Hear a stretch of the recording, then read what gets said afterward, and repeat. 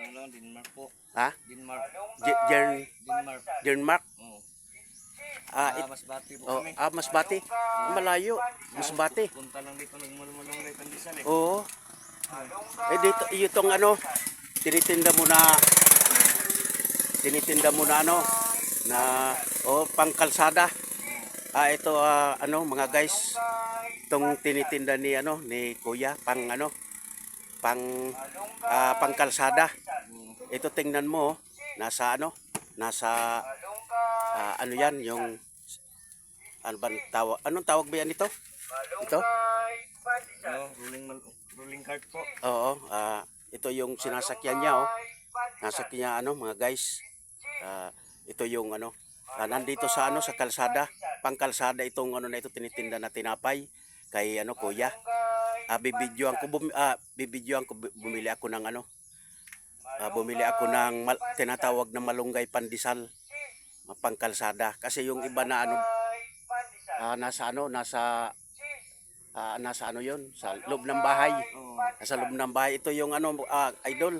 Ito yung tinitinda nito pangkalsada ito. Kahit saan pumunta ito pwede. Taga saan ka? Masbate po. Masbate.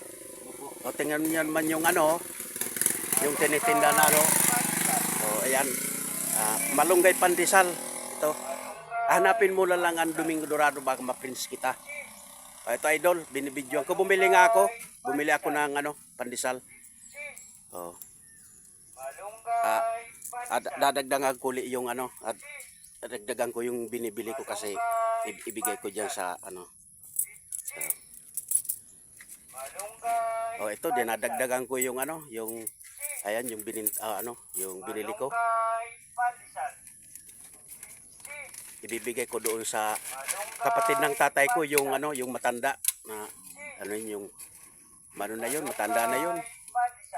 Wala din trabaho yun. Ay, sayang sayang nahulog. Ito. Sayang nito nahulog. Ayan yung ito yung may dumadaan Sige, salamat. Ibigay ko ito sa ito. Bibigay ko sa kapatid ng tatay ko.